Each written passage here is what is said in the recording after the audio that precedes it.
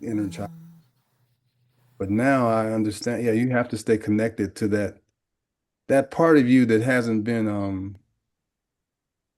I don't know, hasn't been not I don't want to use the word abused, but it hasn't been tainted too much, you know? Hmm. You have to resort back to that. It's something how we have to go back to that inner child, not that inner adult, that inner child to get that sometimes. That's true. That's true.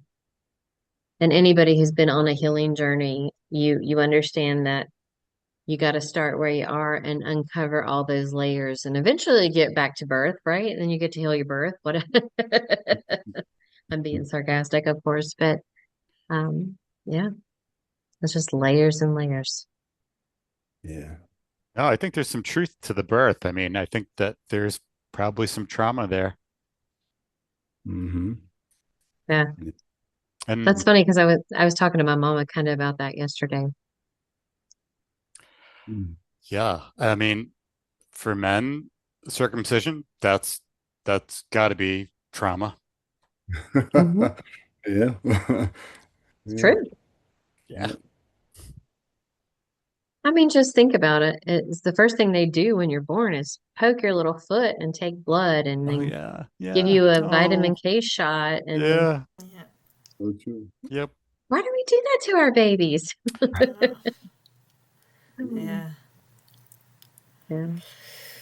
I call it the Frankenstein syndrome. You remember the story of Frankenstein, where this guy goes in the graveyard and he gets these body parts and he builds this monster. And then, as the monster is coming to life, he gets mad at the monster for being a monster. But you built the monster, Right? you Yeah. built the monster. Now this is what I don't know what I Yeah. can. Yeah, I've never thought about it that way, Jeffrey. he's mad at the monster for being what the monster is. Hmm. Interesting. Wow, Frankenstein analogy. I wouldn't have thought that would come up, but I like it. Oh my goodness. Yeah. Was there shame in building Frankenstein? I think he regretted it afterwards. It didn't come out quite how he wanted it to come out. So, Right, right. But was it a failure? hmm. It was definitely a lesson. That's for It sure. was definitely a lesson. Yeah. Wow. Who knew? Huh. Who knew? Yeah, it's wow, it's a deep subject. And I think the ones that we have to stop and we're like, "Oh, like where do I go from here?"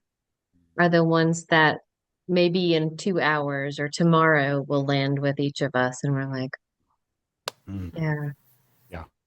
Yeah. that's where And that landed." and shame also is a very public emotion. It's like shame is what you feel when you think that people might be thinking a certain way about you or judging you, or Hmm. you've disappointed or upset somebody, or offended. And that's why it's quite different to a lot of other emotions, which can be much more personal. You have them Hmm. on your own. Shame is always about other people's judgment of you, You, or yeah. society's judgment.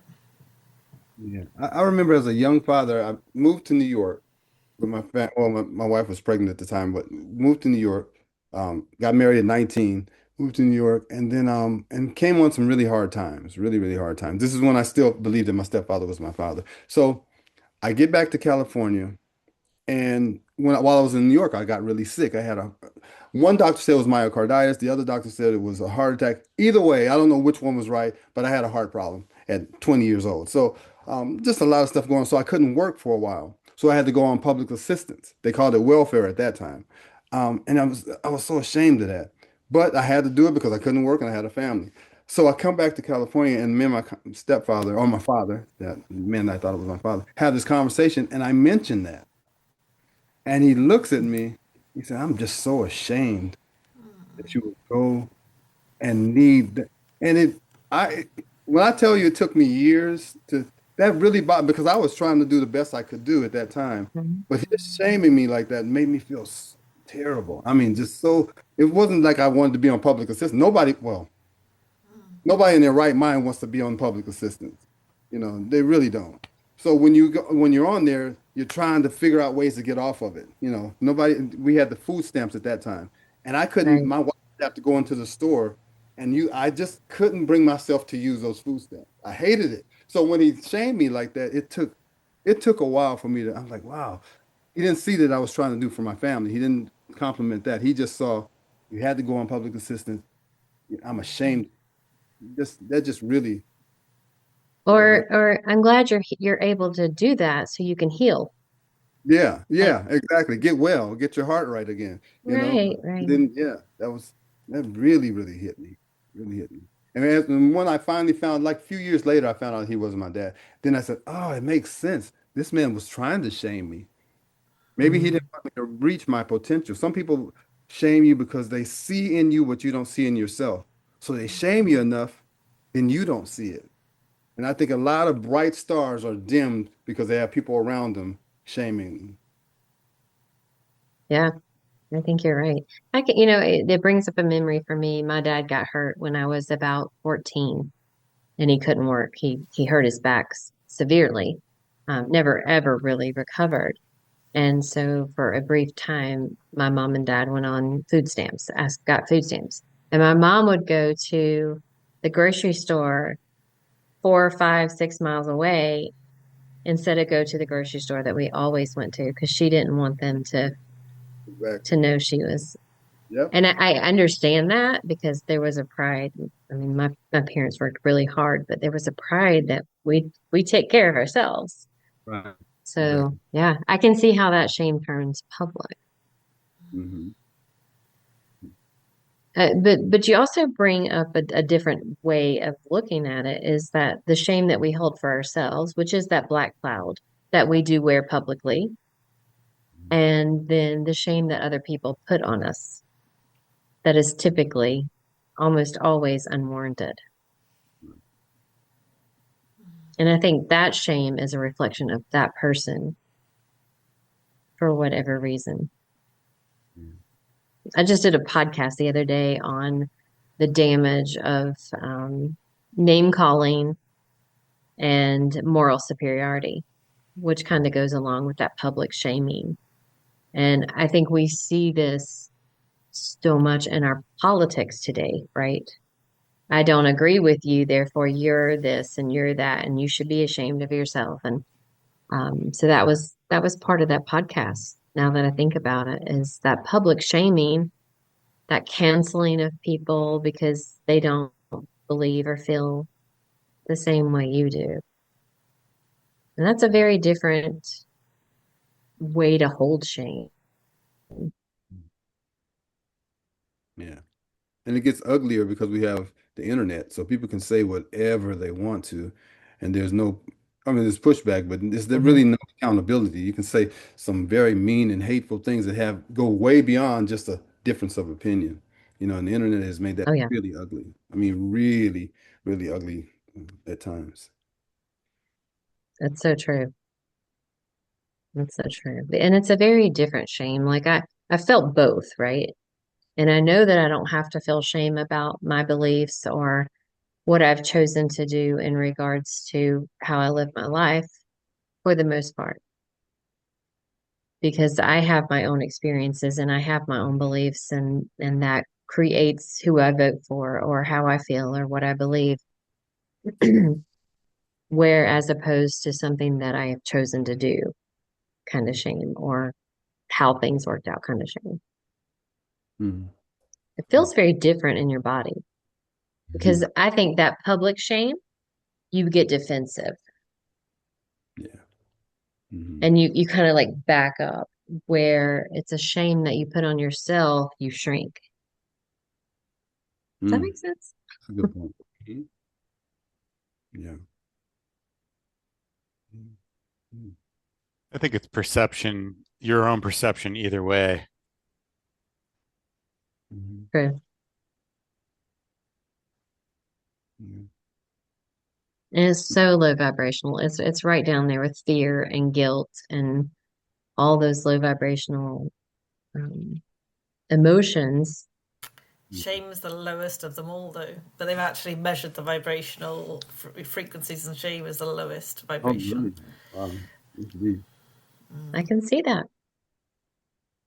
I wonder how many graveyards are filled with people who were shamed in some way and never reached their full potential. I wonder how many Yeah. graveyards people didn't fulfill the potential, the vast potential, because somebody shamed them, or or they let the shame affect them in a way that they never really pushed themselves.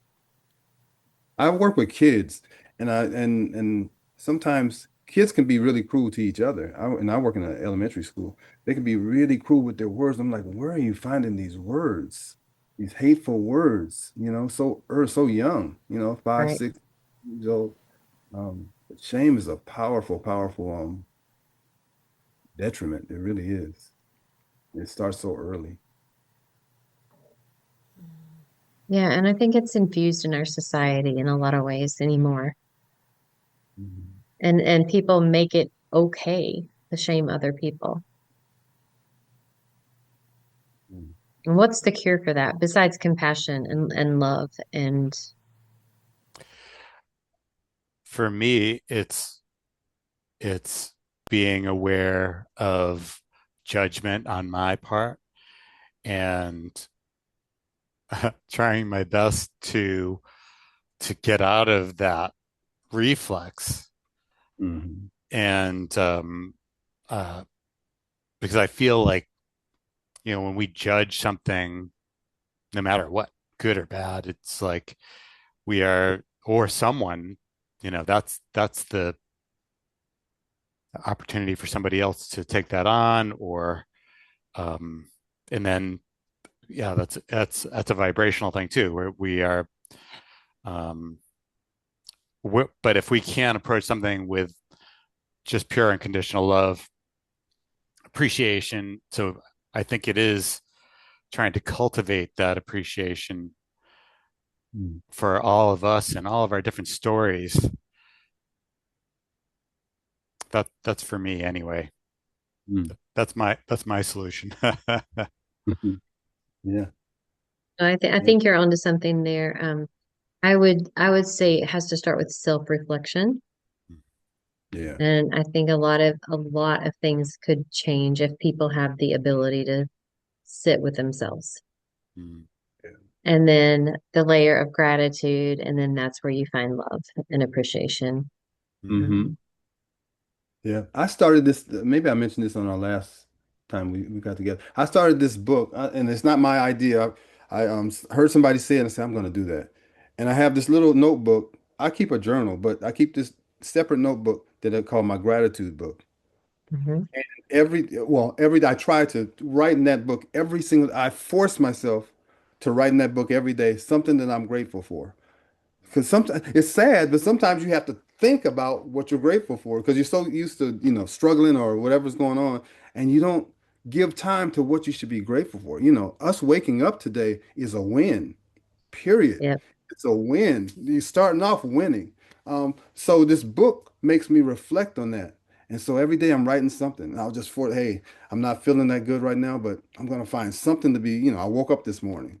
I can look up at the sky, I can see, I can breathe, my lungs work. I don't have cancer. Da da da da da. I'm in good shape. But and this book helps me stay rooted in that positive, and it really helps me. I'm just throwing that out there, but it really helps me uh, kind of balance it because there's so many struggles in life. Sometimes that tend to be we put more weight, give more weight to the struggles than we do to the things that are blessings. So my gratitude book really helps me. Or journal, it's a little gratitude journal. I try to write in it every day, and that really helps me um, make it through the day or the evening. So. Yeah. I think that's an excellent way to shift your vibration. Mhm. Mhm. Something so simple. Yeah.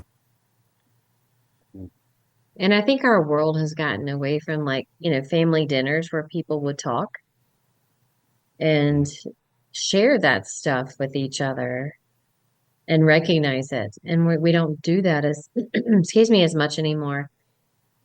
So it does require us to make a little more effort. Yeah. When my I kids remember. were little, when my kids were little, we would always go around the table. What was the best part of your day? You know, we still do that sometimes when we all can all get together. So, Yeah. I, early in my marriage, when my kids were still small, we had a friend. He was from China. Her husband was European. We met him in Long Beach, in California, and she was from China. And she said that in China, dinner time was family time. And I said, "What do you mean?" She said, "Because dinner time could last 3, 4 hours because that was our time. Everybody sat down. Everybody, dad, mom, brothers, sisters, and we went around. We're eating, but at the same time, we're sharing those stories." She mhm, said, being in America, and she had like 5 or 6 kids. They had 5 or 6 kids. And she said in America it was such a such a challenge because everybody's running to their room and that kind of thing. But in China, when she was growing up, that was the family time. And that happened mhm, every day. It wasn't once a week on Sundays. It was every day. right. That was, we need that. Maybe we can't do that like we used to. I mean, like people used to, but that's really important to have that time, you know, Mm.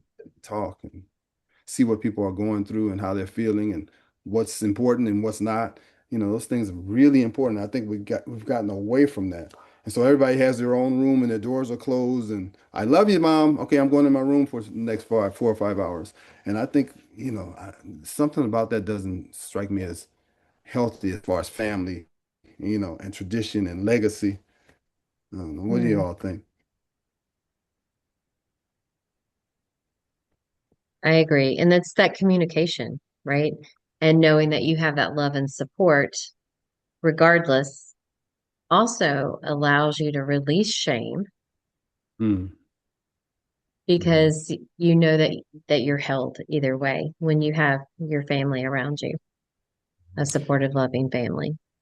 If you have a supporting, loving And family, family, this is what I've learned too. Oh my gosh. Family is who treats you like family. I thought family was just blood. Not true. Not true. Family is, I've learned that the hard way. Family is who treats you like family. I don't care what Mm, color they are, where they're from, what languages. If they treat you like family, that's family. I've learned. absolutely, Yeah. I like that. Mm. absolutely.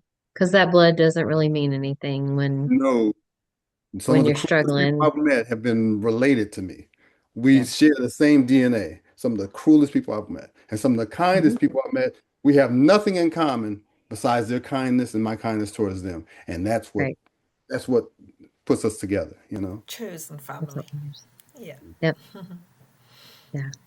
Well, such a beautiful way to end our conversation here in such a positive way that we get to choose the people that we surround ourselves with and offer us support and love and connection. Yeah. Yeah, Yeah. and Does any? don't take it for granted. I had my cousin about a couple of weeks ago. He was I don't want to.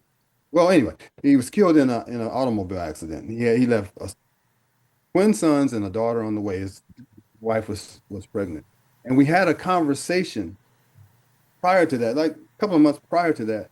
And I'm not thinking about anything's going to happen to him. We say, yeah, we connect this family, and we are family, but we connect this family, so we have to make those we have to make sure that we make that importance and connect with each other more.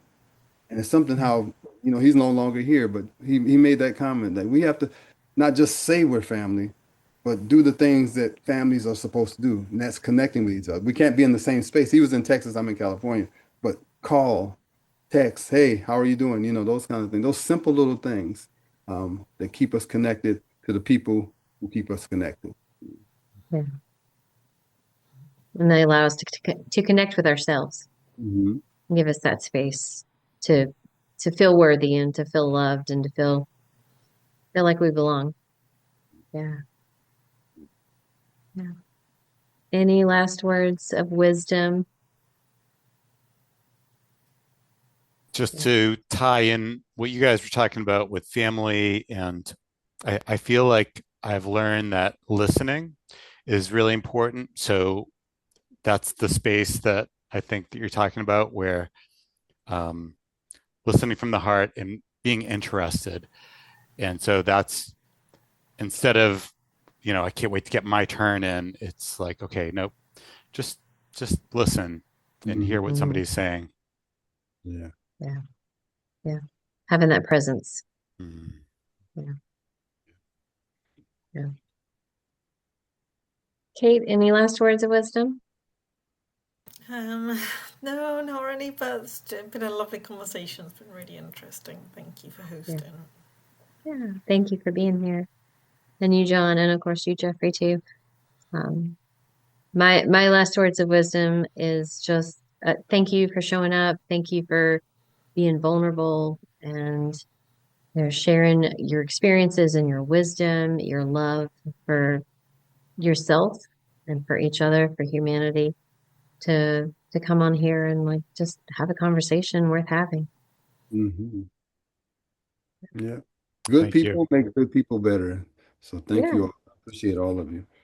All these conversations really, I mean, I'm sorry that I talk too much. You guys just bring things up and I don't feel like I don't want to like take over the conversation. You Jeffrey, guys make let me go of the talk. shame. But Jeffrey, let go of the shame that you talk too much because you don't. a lot of these. Every time I You have get a lot of wisdom to share, so that's why we're here. Well, awesome. All right. Until next month, what are we talking about next month? Faith. mm, You're talking about faith next month. Oh, good. a Yeah, good one. that'll be a deep topic. So go ahead and start thinking about that and thinking about the wisdom you have around that. Yeah, this is a day starter. Every time we do this, this just really propels me for the next few days. It really does. I think about what we talk about for the next few days, no doubt about it. This is really Yeah, good. Really good. it usually ends up in a deep journaling session Mm-hmm. for me. So Gonna go in my grateful book, that's for sure. absolutely. Absolutely. All right. Thank you guys for being here. And until next time, as always, go love yourself. Yes, definitely. All right, take care, everybody. Bye. You Bye. too. Bye bye. Let's see. I can't use your mouse. That was a good one.